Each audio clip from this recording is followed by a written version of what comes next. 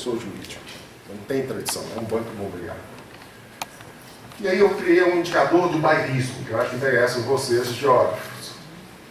Qual é o indicador do bairrismo? Eu vi assim, vou pegar um set de bancos e vou analisar quanto cada banco local com sede financia a grande região. Eu não tinha por estado isso. Eu ia fazer uma agregação do trabalho do campo. Mas tinha mais ou menos pronto por grandes regiões. E aí eu agrupei os bancos do primeiro do sul. E o grau de bairrismo deu 46% do crédito feito no próprio sul. E assim foi. Na Amazônia deu um resultado interessante. 25% só tinha dados do Banco Central, só deu dados do Banco do BASA, Banco da Amazônia, que é público federal. 25% na própria região. Ou seja, não tem bairrismo nenhum. Por quê? Financia 37% dirigidos para o Sudeste. Minha hipótese, sem conhecer muito, é que a Zona Franca de Manaus, provavelmente eles financiam as grandes marcas que produzem gado. É uma hipótese de investigação. Região Nordeste, o maior grau de bairrismo. E esse quando eu voltar ao Ceará, que adoro, cearense, eles não gostam de mim, mas eu adoro eles, vou fazer essa provocação contra o Vigarista Paulista, mas os bancos mais bairristas são no Nordeste. 72% é focalizado no próprio Nordeste. Região Centro-Oeste. Não tem nenhum bairrismo, né, Adriana? A Adriana mora em Brasília, sabe isso.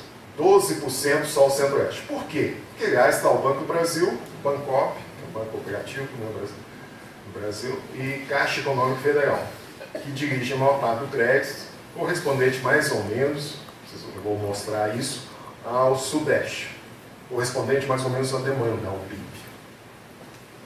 E São Paulo, em detalhe do Centro-Oeste, você vê que o único banco do Centro autêntico, Centro-Oeste, BRB, Banco Regional de Brasília, tem 94% dirigido ao próprio Distrito Federal. E assim vai nos bancos. Eu vou mostrar. Esse aqui é interessante. Ó. O HSBC, que agora foi adquirido pelo Bradesco, a sede dele é em Curitiba. É um caso muito interessante para a análise. Assim, sede em Curitiba. E foi bom para o Paraná. 20% do crédito dele é na região sul.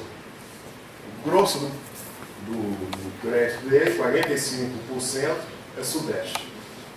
O sonho dele seria ter adquirido um banco aqui, no estado de São Paulo, na capital de São Paulo, e não em Curitiba. Como ele comprou o Bandeirinhos, a rede de agência dele predomina. É um bom caso mostrar assim, ó, ter sede pouco importa. Importa é ter empreendimentos e demanda de crédito. Tá? Pegar o Sudeste, o grau de bairrismo deu 54%. Mas é curioso aqui, o Banco de Desenvolvimento do Espírito Santo, Glorioso Banco, 99% no próprio Sudeste. Provavelmente um próprio Espírito Santo, né? Deve ser. 97% do BTRG, como é que eu conheço bem, Universidade, também no Sudeste, provavelmente só em Minas.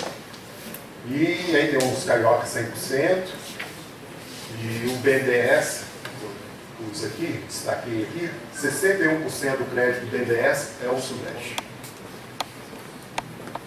Também planilha grande não deu para destacar, eu teria que dividir em vários. Mas esse aqui é São Paulo. Todos os bancos estão situados em São Paulo. O que é mais interessante? Quando eu pego aqui o grau de bairrismo, dá 43%, tá? Dedicado ao próprio Sudeste.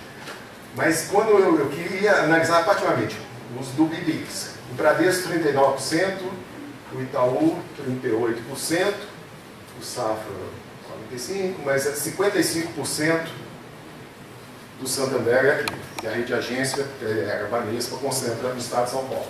O que é interessante que eu não sabia? 26% das operações de crédito, todos os bancos de São Paulo, é para o exterior. E no caso do Itaú, você vê que é 38%, eu estou enxergando alguma coisa, 38%. Aliás, eu não chamei atenção, o Carioca tem o BTG, onde está o BTG? BTG Pactual, a do André Esteves. 85% do crédito dele para o exterior. Por quê? Boa pergunta, né? Ontem eu perguntei ao Carlos Eduardo, assim, como faz lavagem de dinheiro, como é ser um banco testa de ferro? 85% do crédito do BTG é para o exterior. Estou caminhando para o final. Carteira de crédito ativa por região geográfica. E aí eu já tento confirmar ou descartar minha hipótese. Você pega esses dados, leiam essa última linha. Aí você vê Sudeste 45% e assim por diante. E para o exterior, 15% e região não informada, 2%. E aí como você faz? Compara com o PIB. Você sabe que o Sudeste é 55% e as demais regiões que eu já disse. O que eu fiz? Você abstrai região não informada e para o exterior. Por quê? Porque eu estou analisando regiões do Brasil. Interessa as regiões do Brasil. Então eu peguei esses da região do Brasil e calculei o percentual. Olha os números que eu cheguei. Isso que dá prazer fazer pesquisa, né? Você tenta as hipóteses e pá. Sudeste, 55% operações de crédito, quando o PIB é exatamente 55%. Sul, 18%, o PIB é 17%. Nordeste, o PIB é 14%, deu 13%. O Norte, 4%, 5%. Centro-Oeste, 9%, 11%. Ou seja, há uma altíssima correlação entre renda, demanda e oferta de crédito. Operações de crédito. Oferta só existe se existe demanda. É igual a energia elétrica. Se não tiver demanda, não tem oferta de crédito. Interessante, né? Qual é a conclusão que eu chego disso? Que concentração econômica corresponde à concentração do crédito. Igual a qual? 55, 55. Né? Pouca variação em relação ao outro, indústria e padrão. Tá? Mas por que isso? Então a primeira hipótese seria a demanda dirige a oferta de crédito. Desde o horizontalista, como chamavam nos anos 90. A demanda dirige a oferta de crédito, em termos da teoria. Mas, tem um mas. Para a gente analisar o sistema, você tem que ver os componentes. Quando a gente analisa os componentes, eu já estou acabando. Vamos 40 minutos aí. Provocação. Já estou acabando. Quando a gente vê os componentes, o que dá? A maioria das regiões são atendidas, a maioria do crédito, por bancos públicos. E aqui tem aquele descarte que eu falei, você abstrai isso, pega as regiões. Então eu formulo a minha hipótese. Os bancos privados, que são os de baixo, atendem a demanda, demanda e tal, mas os bancos públicos também demandam, tem ação comercial, mas tem política pública por trás. Então tem uma correção, digamos, do que seria potencialmente uma desigualdade, uma retroalimentação, mas os bancos públicos por política pública tendem a corrigir. Essa é a minha hipótese. Aí eu peguei outros dados, vocês vão ver, isso é dado do Banco Central, rápido, você pega, tem a série, outra foto, e dá, corresponde exatamente, 55% Sudeste, 55% aqui. O que é interessante, o Sudeste é a única região onde há predominância de crédito à pessoa jurídica em relação à pessoa física. Então, isso, você jovem, tem que atentar. É a única região onde pessoas jurídicas, empresas, demandam mais crédito que pessoa física. Ou seja, predomina em outra região, demanda por pessoa física. E a razão qual é? Vamos atrás da hipótese. São Paulo, criação, dívida e PIB. Foi das regiões, né, eu destaquei o estado de São Paulo, com que menos cresceu em relação à dívida PIB. Em termos percentuais foram 22 pontos. Aí você pode falar, mas a região norte foram 20 pontos. Só que a região norte partiu de 15 relação crédito PIB, né, 15%, para 35%. Então acelerou muito mais rápido. E você vê assim, as relações crédito-PIB aqui, São Paulo, 47%, é abaixo das demais. Então é uma relação fundamental. Crédito-PIB é crédito-renda. Tá? Então você vê que vai falseando aquela hipótese de concentração pelo lado do crédito. Vamos ver pelo lado da riqueza. Aí é rápido. Pelo lado da riqueza, 78% da riqueza financeira está no Sudeste. Aqui tem a discriminação. Tá? E número de clientes, são 52 mil grupos assim, de private bank, sendo 75% também número de clientes ricos. Para entrar no private bank precisa ter $1 milhão no mínimo. Ou seja, hoje está em torno de R$4 milhões. São 52 mil grupos, um CPF dá 109 mil pessoas, famílias muito ricas. Falando de riqueza, são os dados que eu mais gosto de trabalhar recentemente. Eu fui comparar então os valores, não só do private bank, mas também do varejo, que eu chamo varejão, e o varejo de alta renda. Pagando grosso modo seria, estou falando dos super ricos, dos ricos e da classe média. Aí do povão, vou mostrar já já. Concentrando, assim, isso aqui são investidores em fundos, títulos, valores imobiliários. 64%, quase 2/3 no Sudeste. Você vê que a concentração é maior que em renda, isso é em riqueza. Tá? Por razão de tempo, eu não vou explorar muito esse quadro. E aí eu chego no número de clientes. E aqui está o povão. 87% dos clientes, porque aqui tem depósito e poupança. Quantos clientes são depósito e poupança? Vocês têm ideia? Quase 130 milhões de depositantes de poupança. Agora, desses, considerando a poupança e os demais títulos e fundos, 53% dos clientes, não da riqueza, estão no Sudeste e 73% no varejo de alta renda. Essa classe média enriquecida, ensandecida, que nós temos, né, no Sudeste. 3/4 da riqueza é de posse dessa classe média rica. Não é private bank, essa é rica. A média que eles têm é R$160 mil de investimento. Então, por isso aqui média. Tá? No varejo, a média de investimento é R$40 mil. Vamos saber assim, quanto tem uma classe média rica e snob? Minha avó dizia, come angu e a rota peru.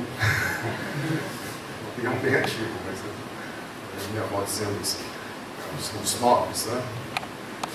Se acha. E o povão? 52% dos 130 milhões de depositantes de poupança tem menos de R$100. Ou seja, são excluídos dessa estatística, prima para não dar tanta distorção. Então, considerando só quem tem acima de R$100, tem um dado muito interessante, 13 milhões no Nordeste, em São Paulo 18 milhões. Quer dizer, mais que o Nordeste, tem pobre em São Paulo. Isso é bom, a classe média fazer uma reflexão a respeito. No varejo, fundo de investimento são 4.400.000, 5 milhões de títulos de valores imobiliários. Isso é um detalhe, mas que é interessante. Existe 9 milhões e meio de investidores no Brasil. Eu estou descartando depositante de poupança, porque não pega efeito, né? Pergunto a vocês, ontem eu levantei esse ponto. Quantas pessoas formadas em curso superior no Brasil existe? Pelo último censo, 9 milhões formados em curso superior, 600 mil em pós-graduação. Ou seja, é o mesmo universo. Por isso que eu falei, nós somos uma casta. A razão disso é que a hipótese que eu levantei ontem. Temos que ter renda do capital para substituir renda do trabalho. Porque o custo é muito maior que o teto do INSS. Essa é a minha hipótese. Tá?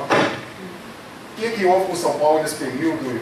O pessoal aqui está insatisfeito com o governo. Só que não com o governo do Estado, transferiu para o governo federal. Caiu a participação de São Paulo em operações de crédito. Então era 38% em janeiro de 2004, em janeiro desse ano, 30%. O Sudeste correspondeu a uma queda também de 59% para 55%. E olha que interessante, justamente no meio da crise, julho de 2009, que aumenta a participação do Nordeste. Ou seja, foi a atuação anticíclica dos bancos públicos. Quando os bancos privados recuaram, os bancos públicos ocuparam o espaço, tendo razões de política pública em regiões mais pobres. Correto, correto. Eu, do meu ponto de vista, extremamente correto. Conclusão. O que eu tentei sugerir para vocês? A desigualdade regional em captação de riqueza financeira determina a escolha da sede dos bancos. Como eu mostrei, mais de 3/4 da riqueza se localiza em São Paulo. No Sudeste, desculpa, no Sudeste. Mais da metade de São Paulo. Entretanto, a busca de diminuir, através de políticas públicas, a desigualdade de renda, particularmente renda do trabalho, leva a que os bancos públicos implementam diversos tipos de políticas públicas, no Brasil, operações, PRONAF, agricultura familiar, Caixa, financiamento da habitação popular, BNDES, financiamento da mobilidade urbana, vários tipos de políticas públicas que criam a demanda, inclusive para o banco privado, para o multiplicador. Mas nós mostramos que uma atuação anticíclica compensa até essa concentração que poderia ser uma tendência dos bancos privados. E aí fica uma certa neutralidade, que não era o que os pós-keynesianos esperavam. Cada conceito de preferência do público desse. Então, em síntese, o que eu tentei sugerir para vocês é que em um sistema complexo, há dependência de trajetória com retroalimentação. São terminologias de ciência da complexidade. Dependência de trajetória significa, em poucas palavras, a história importa. Sabe? Você entra numa trajetória, é muito difícil corrigir. Qual a trajetória? Desigualdade regional. Política pública tenta minorar, regular essa dependência de trajetória. Jamais vai chegar a um equilíbrio. Ciência da complexidade descarta equilíbrio. Sabe? Muitas trajetórias são caóticas, ou seja, não convergentes para equilíbrio. Entretanto, isso não ocorre de maneira irreversível. Se um governo democrata é golpeado, isso pode se reverter, agravar a concentração de riqueza no Brasil. É isso que eu queria sugerir.